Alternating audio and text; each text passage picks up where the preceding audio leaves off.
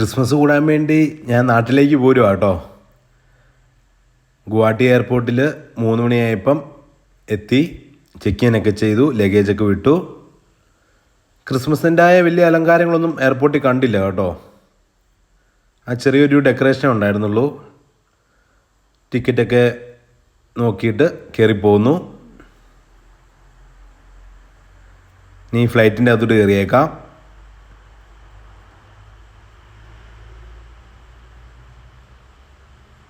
എല്ലാവരും കയറി കഴിഞ്ഞു കേട്ടോ.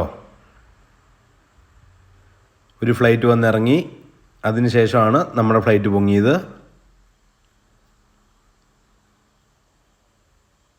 അങ്ങനെ ആസാമിൽ നിന്ന് ഫ്ലൈറ്റ് പൊങ്ങി.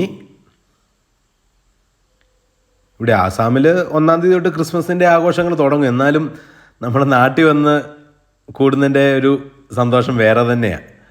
അതുകൊണ്ട് നാട്ടിലോട്ട് പോകുന്നു. ആകാശത്തു നിന്ന് കാണാൻ നല്ല രസമാണ് കേട്ടോ. കണ്ടോ, നല്ല സീനറിയാണ്. 3 മണിക്കൂർ എടുത്തു ഗുവാഹട്ടിയിൽ നിന്ന് ചെന്നൈ വരെ. കണക്റ്റഡ് ഫ്ലൈറ്റ് ആയിരുന്നു.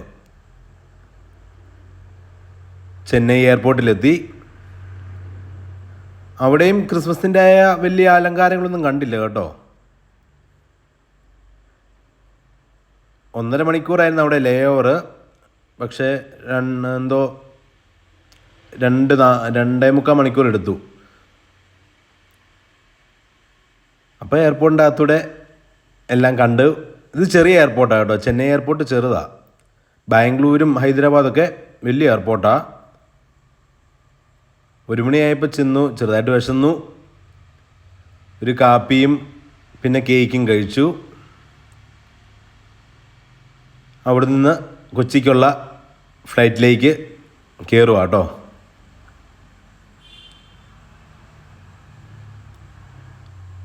ഫ്ലൈറ്റിനകത്തോട്ട് കയറി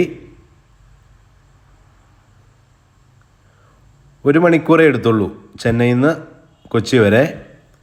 നമ്മുടെ കേരളത്തിൻ്റെ പ്രകൃതി ആ ഒരു രസം, അതാ കാണാൻ രസം കേട്ടോ. നല്ല പച്ചപ്പൊക്കെ ഉണ്ടായിരുന്നു.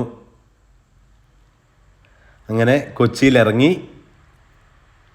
മൊബൈലിന് അധികം ചാർജ് ഇല്ല, ഒരു 18% ഒക്കെ ആയിരുന്നു. കൊച്ചി എയർപോർട്ടിൻ്റെ അകത്തോട്ട് കയറുന്ന ഭാഗമാണ്. അവിടെ വന്നു. ഡാഡിക്കൊരു പാർക്കറിൻ്റെ ഒരു പേനായും മേടിച്ചു ക്രിസ്മസ് ഗിഫ്റ്റായിട്ട്.